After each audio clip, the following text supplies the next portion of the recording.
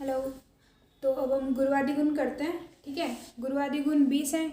इन्हीं को हम सामान्य गुण भी बोलते हैं, द्रव्य गुण भी बोलते हैं, शरीर गुण भी बोलते हैं, शारीरिक गुण भी बोलते हैं। और वो क्यों बोलते हैं वो मैंने पहले वाली वीडियोस में बता दिया है। आज जो मैंने इससे पहले जो वीडियोस डाली हैं, ठीक है, तो 20 क्या क्या हैं ये अच्छे से याद होना चाहिए गुरुवादी गुण, क्योंकि इससे क्वेश्चन आता ही है, मतलब ज़्यादा चांसेस हैं। और मतलब ठीक है, समझने वाले हैं, अगर समझ में आ जाए तो आप लिख सकते हो खुद ही पॉइंट्स बना के, नहीं तो रटना सेकंड ऑप्शन तो है ही। जैसे कि फर्स्ट जो है ये गुरुत्व, ठीक है, इसमें क्या बता रहे हैं कि ना कोई भी चीज़ गिरती है, मान लो सेब जो है ये गिरे तो उसके अंदर काफ़ी सारे पतन आते हैं, काफ़ी सारे स्टेजेस आते हैं कि काफ़ी सारे जिनसे ये पार्टिकल से टकराता है। तो जो फर्स्ट टाइम जिस पार्टिकल से टकराता है ना, तो ये इसका पहला पतन जो होगा ना वो गुरुत्व के कारण होगा। और उसके बाद जितने भी पतन होगा ना, जितने भी लेवल पे जिन भी चीज़ों पार्टिकल से टच होगा वो वेग के कारण टच होगा। ये उन्होंने पहले ही डिफरेंस एक्सप्लेन किया है, ठीक है। तो उन्होंने लंबा चौड़ा पूरे एक पैराग्राफ में, एक डेढ़ पैराग्राफ में ये पूरी इतनी सी बात समझाई है। फिर उसके बाद हमें जो याद रखना है वो ये है कि एक तो ये गुरु पाकी है, ठीक है, पाक में मतलब टाइम लेता है डाइजेस्ट होने में, ठीक है। और जो वातनाशक है, कफ वर्धक है, अग्नि को मंद कर देता है। लेकिन ना हेमंत तो और जो शिशिर ऋतु है ना उसमें हम गुरु पदार्थ खाते हैं। क्यों खाते हैं? क्योंकि जो हमारी जाठराग्नि है वो बहुत ज़्यादा मतलब प्रदीपत हुई होती है, ठीक है। अगर हम गुरु पदार्थ नहीं खाएंगे ना तो हमारे धातुओं का पाचन शुरू हो जाएगा। इसीलिए अब से वो बात है, इसलिए धातु की पुष्टि भी करता है, धातु को बढ़ाता है। तो देखो काफ़ी से ये सब कुछ एक दूसरे से कोरिलेटेड है, आपको समझना ही है। उसके बाद में लघुता, लघुता मतलब हल्कापन है ना। तो वो अगर हल्कापन है तो ऑफ कोर्स जल और पृथ्वी नहीं होंगे उसमें, क्योंकि गुरु होते हैं वो तो गुरुत्व में आएंगे, है ना। लेकिन जो आकाश, वायु, अग्नि, महाभूत है इनमें लघुता होती है, ठीक है। और फिर उसके बाद में इसमें और क्या लिखा हुआ है कि ये अग्नि को दीप्त करता है, धातुओं को क्षीण करेगा। जैसे जो स्थूल होते हैं उनको लंघन करवाया जाता है, लंघन करवाया जाता है तो लघु पदार्थ, लघु द्रव्य का सेवन करवाया जाता है, ठीक है।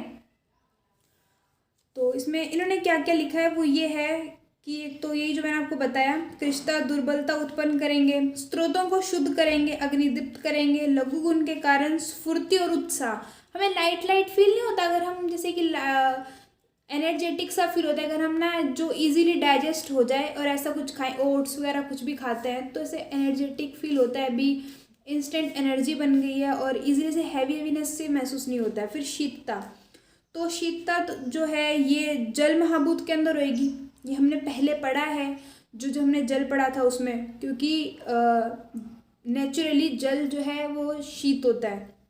फिर मधु, तिक्त, कषाय, इन तीनों रस में, ये तीनों रस जो है शीत मतलब शीतता प्रदान करते हैं। और ना मूर्छा, प्यास, दाह, ये सब जो है ठंडा पानी, जलन हो रही होती है तो हम ठंडा पानी पीते हैं, हमें चक्कर आने वाले होते हैं तो हमें ठंडा मतलब पानी पिलाया जाता है ना। तो ये उन सबको दूर करता है। स्तंभन उत्पन्न करता है ये, ठीक है। जैसे कि रक्तस्रावन करवाते हैं ना, तो रक्तस्रावन को रोकने के लिए हम स्तंभन चिकित्सा करते हैं, तो उसमें हम शीत द्रव्य देते हैं। और उसके बाद में इसके मतलब जो स्तंभन है ना ये इसका मुख्य कर्म है। फिर आह्लादन मतलब अच्छा, हैप्पी प्रहलादन, ये जो है ना ये हम ठंडा कुछ खाते हैं पीते तो हमें अच्छा फील होता है ना। और बल की वृद्धि होएगी, नो डाउट। फिर उसके बाद इससे ना गुरुत्व के हम एग्जाम्पल लें तो क्या होगा, उड़द की दाल हो गया, मांस हो गया, ये डेयरी प्रोडक्ट्स जो हो गए, दूध वगैरह, है ना।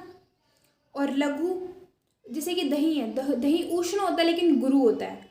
और लघु जैसे कि जो लाजा खिल होती है ना चावलों की, वो हो गया, या मूंग की दाल हो गई, ठीक है, ये या पिपली वगैरह और जटामासी, ठीक है, ये सब जो है ना ये लघु द्रव्य होते हैं, ठीक है, लघुता प्रदान करते हैं। शीतता जैसे चंदन, गर्मियों में ऐसे नहीं बोलते चंदन का लेप करना चाहिए, और खस पीस के ली जाती है, मतलब कमल और नारियल खाना चाहिए, तो ये सब हम मतलब नारियल पानी पीते हैं। उष्णता शीतता के विपरीत होएगी, उसमें क्या है कि ये अम्ल, लवण, कटु, इन रसों में मतलब उष्णता पाई जाती है। और स्वेदन कर्म इसका मुख्य कर्म होगा, ठीक है। और जैसे कि ना ये मूर्छा, जैसे उसने उसने शांत किए शीतता ने मूर्छा तृष्णा वगैरह, लेकिन ये उत्पन्न करता है उष्णता। और ना रक्त स्रावन वगैरह ये, और धातुओं का पाचन, जैसे कि धातुओं की वृद्धि होगी, वो कैसे, क्योंकि जठराग्नि वगैरह, धात्वाग्नि, भूताग्नि, ये सब इन सब में उष्णता होती है। फिर उसके बाद ना जो मूत्र पुरीष और श्वेत का प्रवर्तक तथा धातुओं का हतराश, ठीक है। और उष्णता की वृद्धि होगी और ज़्यादा, अगर इसलिए ये पित्त वर्धक होता है।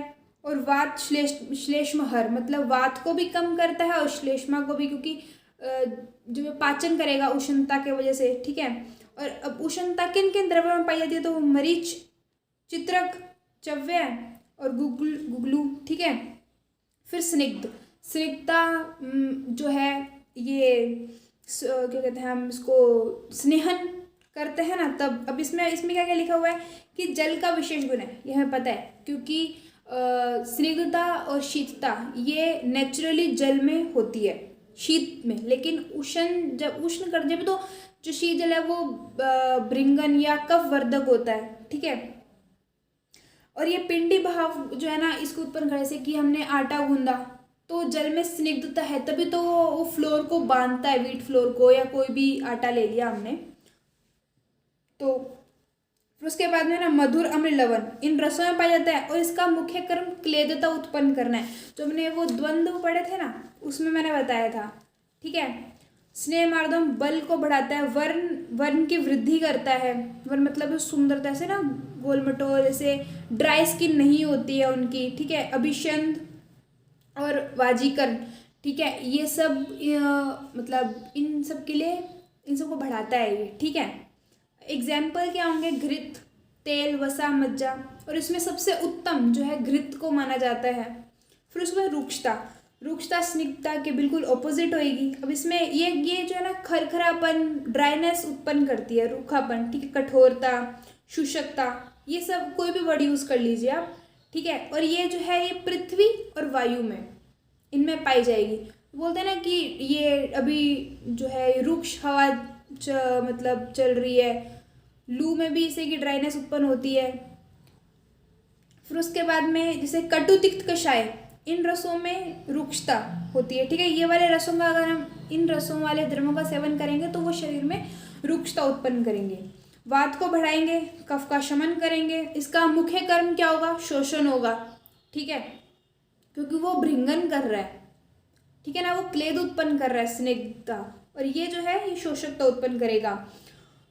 फिर इसके जो उदाहरण होंगे, जौ, बाजरा, जब तो बोलते हैं कि ना जौ बाजरा ये सब ज़्यादा नहीं खाना चाहिए, तो ये धातुओं को दूषित करते हैं, ठीक है। और एग्जाम्पल होगा कि गोमूत्र रुक्ष होता है और उष्ण भी होता है गोमूत्र, ठीक है। फिर उसके बाद ना ये गोमूत्र काफ़ी औषधों में इस्तेमाल किया जाता है। फिर मंदत्व कि ना मंदता, शमन जो है, शमन क्रिया जो भी है ना, वो हम मंद द्रव्यों को यूज़ करते हैं। वो क्या होते हैं, गुड़ुचि, वत्स्नाभ, कुट, जग्न, ठीक है। अभी इनका और हम पढ़ें तो क्या है कि ना ये धीरे धीरे अल्प कार्य करने वाले होते हैं। पृथ्वी और जल इन दोनों महाभूत की अधिकता से मंद होता है, वही तम गुण, ठीक है। और कफ को बढ़ाता है, पित्त को शमन करेगा, सही बात। और इसका मुख्य कर्म हमने बता ही दिया कि ये शमन है।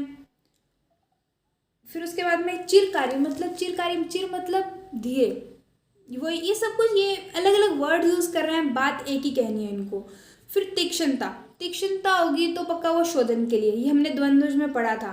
तो उसमें क्या होगा कि ना ये शोधन कर्म करेगा। इसके एग्जाम्पल जो होंगे वो जायफल, पिपली, मरीची, सौंठ, ठीक है। कफ घन, पित्त कर, मतलब कफ को कम करेगा और साथ में पित्त को बढ़ाएगा। फिर स्थिरता, तो स्थिरता में हम इसका जो विशेषता ये पृथ्वी में पाई जाती है, मतलब पृथ्वी का विशेष गुण है स्थिरता, ठीक है, स्थिरत्व। और ये जायफल, अश्वगंधा, बला, पृथुक, इन सब में पाया जाता है। और गतिहीनता, जैसे ना जिस गुण के कारण गतिहीनता तथा स्थायित्व उत्पन्न हो उसे स्थिरत्व कहते हैं, ठीक है। मधुर, तिक्त, कषाय, इन रसों वाले द्रव्यों से जो है स्थिरता उत्पन्न होती है, क्योंकि मधुर है तो वो गुरु आएगा, कहीं ना कहीं ये वाला फैक्टर स्थिरता उत्पन्न करेगा वो, क्योंकि कफ को बढ़ाएगा, ठीक है। और तिक्त, तिक्त भी ऐसे ही। फिर उसके बाद में सरता, सरता का जो इसका ये धातुओं का लेखन करता है, ठीक है, मोबिलिटी जिसे हम बोल दें कि ना, वह गुण जो शरीर में वायु तथा मलों को प्रेरित करता है वो सरत्व कहलाता है। जो भी रेचक द्रव्य हम लेते हैं वो सरता उत्पन्न करते हैं, इसीलिए और अगर हमने ज़्यादा ले लिया तो लेखन लेखन करेंगे हमारी बॉडी में, ठीक है, मतलब कुचर कुचर के वेस्ट प्रोडक्ट्स को बाहर निकालेंगे। शीघ्र गतिशील तथा वात को बढ़ाने वाला, ठीक है, क्योंकि आपको सोचिए कि जब ये कफ को कम कर रहा है तो वात को ऑटोमेटिकली ये बढ़ाएगा, ठीक है। और अगर ये वात को बढ़ा रहा है तो लाइट किस किस में होता है, आकाश नहीं आ सकता, और जो जल और पृथ्वी है ये गुरु होते हैं, हमें हमें लाइटनेस वाले चाहिए, तो वो दो कौन से बचे, वायु और अग्नि, ठीक है। तो वायु और अग्नि तत्व एवं अम्ल, लवण और कटु इन रसों में पाए जाते हैं, क्योंकि सरता यही उत्पन्न करेंगे। तो बोलते हैं ना, खट्टा ज़्यादा खा लिया तो उसको लूज मोशन लग जाते हैं, या फिर ज़्यादा तीखा खा लिया तो जिनको ये सब दिक्कत होती है ना, तो उनको जैसे कि कम स्पाइसी और ऐसा खाना दिया जाता है जो जिनमें कम अम्ल हो, कम कटु हो, कटु मतलब मिर्चीदार, ठीक है। एग्जाम्पल क्या होगा, अम्लताश, ठीक है, स्वर्णपत्री, गोरोचन, ठीक है। फिर उसके बाद मृदुता, तो मृदुता जो है ये कोमलता, शिथिलता उत्पन्न करेगी, नो डाउट। फिर आकाश तथा जल एवं लवण रस में रहता है मृदुता, ठीक है, सॉफ्टनेस। फिर ये कफ को बढ़ाता है, सही बात है। फिर बाद ना इसका मुख्य कर्म शल्थन, मतलब मांस धातुओं को ढीला करना, ठीक है, मतलब इसका मुख्य कर्म है। और ना दाह, पाक, श्राव, नाशक, ठीक है, इन मतलब दाह और पाक जो है इनका मतलब इनको नाश करता है, मृदुता उत्पन्न करेगा, कोमलता। अब इसका एग्जाम्पल क्या है, एरंड तेल, घी, वसा, ठीक है। वैसे जो घी है ये शीतवीर्य होता है, लेकिन एरंड तेल जो है ये उष्णवीर्य का होता है, और वसा ये भी शीतवीर्य का। जैसे मैं मतलब साथ साथ बता रही हूँ कि ये कहीं ना ये सब आपके आंसर्स बनाने में यूज होंगे पॉइंट्स, ठीक है। कुछ भी रट के जा सकते हैं पेपर में, आपका जितना ज़्यादा माइंड एक्टिवेट होगा ना, आपके दिमाग में जितने कॉन्सेप्ट्स होंगे उतना इजीली आप पेपर कर जाएंगे आसानी से, ठीक है, क्योंकि रट के सब आएंगे।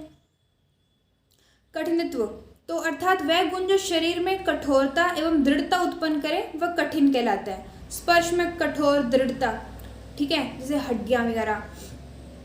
तो इसका मुख्य कर्म तो दृढ़ीकरण होगा, एक तो प्रवाल, ठीक है, मुक्ता, शंख, ये सब इसके उदाहरण है, मतलब कि इन सब का हम सेवन कर सकते हैं, प्रवाल का, ठीक है, मतलब परवल जो बोलते हैं। फिर ये वातवर्धक होगा, ठीक है।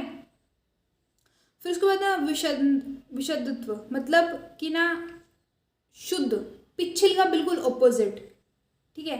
तो ये क्षालन मतलब दोषों का निष्कासन करेगा, एक्सक्रीट करेगा, ठीक है।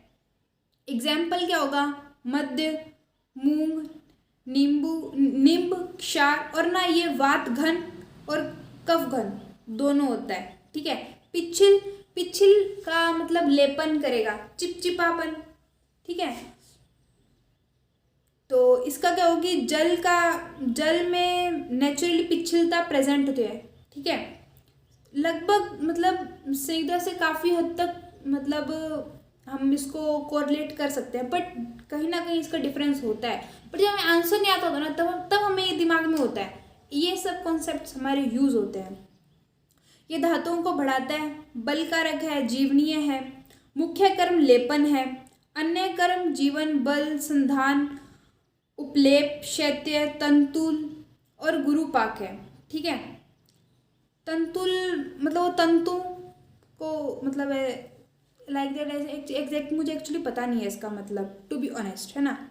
फिर उसके बाद शलक्षण मतलब सूथनेस, ठीक है। तो इसमें क्या होगा, चिकना और सुखद स्पर्श शलक्षण कहलाता है, जैसे घिसे हुए पत्थर, ठीक है, वो कितने स्मूथ होते हैं, सूथनिंग होते हैं।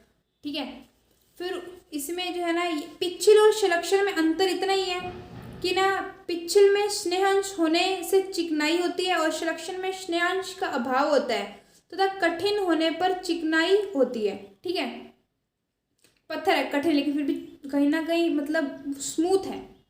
ठीक है, चिपचिपापन नहीं है उसमें। खरत्व, खरत्व जो है लेखन करेगा, सही बात। एक तो इसमें ना वायु गुण होगा और वात वर्धक होगा। ये सारे आपको नहीं लग रहा सारे मिक्स से हैं, बस कॉन्सेप्ट बिठाने हैं। एक एक मेन जो इनका जो इसे वजह के जो द्वंद्व वाले हैं ना वो याद कर लो, वो तो लिखने ही लिखने हैं। उसके बाद आपको ये सारे उनके लगभग एक दूसरे से मैच होंगे। फिर सूक्ष्मतम जो बिल्कुल ना मतलब वो था ना विवरण की ना बिल्कुल माइन्यूट स्पेसिस में भी जाके मतलब जा सके, तो ये कहीं ना कहीं संशोधन के काम आएगा कहीं ना कहीं। अब इसमें क्या लिखा हुआ है कि ना वायु अग्नि एवं आकाश में होता है, वातवर्धक होता है, मुख्य कर्म विवरण है मतलब फैलाव एक्सपेंशन। ठीक है, चीज़ों को इकट्ठा नहीं करना, क्योंकि इकट्ठा करना हो गया तो इसमें वो वर्ड था क्या कहते हैं सदा संवरण। ठीक है, और ये स्त्रोतोगामी है, अनेकर मतलब कि स्त्रोतों को क्लीन करता है। ठीक है, मल शोषक तथा लघुपाकी, इसके एग्जाम्पल क्या होंगे? मधु, लवण। लवण हमने पढ़ा था कि माइन्यूट स्पेसिस। और वैसे बेस्ट लवण कौन सा होता है? हमने भी थोड़ी देर पहले पढ़ा था, सेंधव, क्योंकि उसमें वो क्या कहते हैं उष्णता नहीं होता है, अनुष्ण होता है, वो हमने पढ़ा है अभी थोड़ी देर पहले लास्ट वीडियो में ही। पारद, कस्तूरी। ठीक है, ये इसके एग्जाम्पल हैं सूक्ष्मतम के। फिर उसके बाद स्थूलत्व, अर्थात जो गुण अपनी स्थूलता के कारण स्रोतों को अवरोध उत्पन्न करे तथा विलंब से पचने वाला हो उसे स्थूल कहते हैं। यह गुण पृथ्वी में होता है कफवर्धक। अब जब पृथ्वी में आ गया तो कफवर्धक होगा ही होगा, और अगर कफवर्धक है तो वात का नाशक होगा। ये मतलब और ना एक एक पॉइंट्स में लिखना, क्योंकि हमें रिप्रेजेंट करना है कितने बेस्ट वे में हम अट्रैक्टिव वे में मतलब लिख सकते हैं। लिमिटेड डाटा को मतलब एक सुंदर तरीके से लिखना, वो भी मेन पॉइंट्स। अब अगर कफवर्धक है तो मधुर रस उसमें होगा, है ना। फिर चिकन मतलब अगर चिकनता रहित और क्या कहते हैं आराम तलब जीवन, अच्छी निद्रा तथा श्लेष्म प्रकृति के कारण स्थूलता आ जाती है। ठीक है, मोस्टली अभी सभी लोगों में जो ये लॉकडाउन कर बैठे तो सब में स्थूलता आई की होगी, डैम श्योर। वैसे एक्सेप्शंस भी आर प्रेजेंट। इस गुण का मुख्य कर्म संवरण है, और जो सूक्ष्मतम का क्या था? विवरण, है ना, मतलब चीजों को इकट्ठा करना।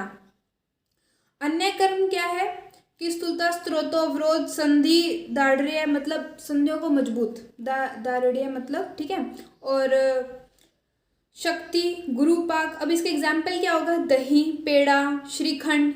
ठीक है, ये सारे गुरु ही हैं, गुरु पदार्थ ही हैं वैसे ये। ठीक है, मधुर हैं ये सारे। पृथ्वी जो है, पृथ्वी महाभूत इन सब में डोमिनेंट है। फिर उसके बाद में सांद्र।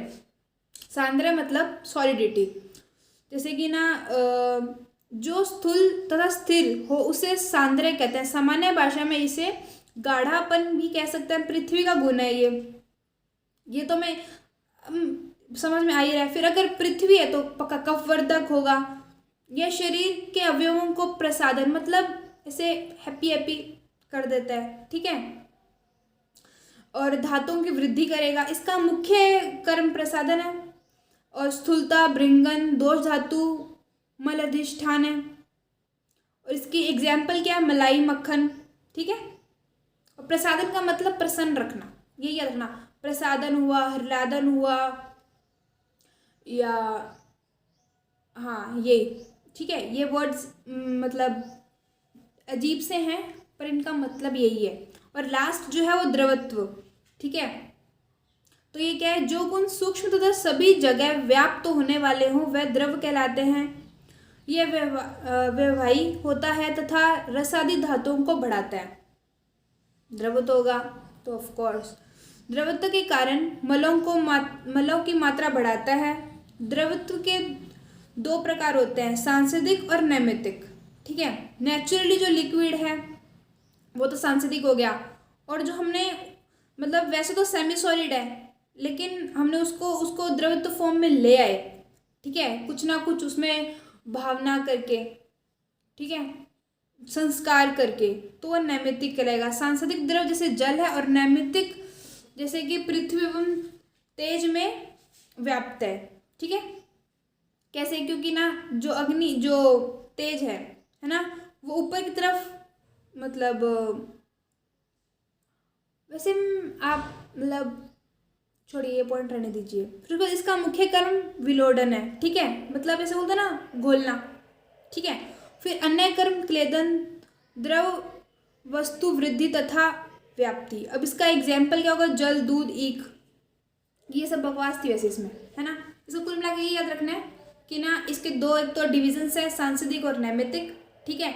ये आप समझा देंगे अपनी लैंग्वेज में। एग्जाम्पल लिक्विड जो भी होते हैं, जल, दूध वगैरह, ठीक है, वो सब आप लिख देना। और ये क्या कहते हैं, धातुओं को बढ़ाएंगे, रस आदि सभी धातुओं को, ठीक है। बस इतना काफ़ी है। मतलब ये सारे ना इनके मतलब मैंने यही देखा है कि सिर्फ ये इम्पॉर्टेंट हैं, गुरु आदि गुण बहुत ज़्यादा इम्पॉर्टेंट है। बस अगर आपने द्वंद्व गुण वाले याद रख लिए ना, जो इनमें एक मतलब मेन फैक्टर दे रखा है, तो आप कर ले जाओगे सारे। और उसके बाद आपको ना सिर्फ वर्ड्स के साथ खेलना है, कहाँ पे पृथ्वी डालना है, पृथ्वी आ गई तो कल वहाँ पे मधुर गुण आ जाएगा, है ना। वहाँ पे वात की वो कहते हैं वात की कमी है, वात को कम करेगा, वात घन होगा, और कफ को बढ़ाएगा। ये एक एक वर्ड लिख देना, पॉइंट्स बनाने हैं हमको, ठीक है।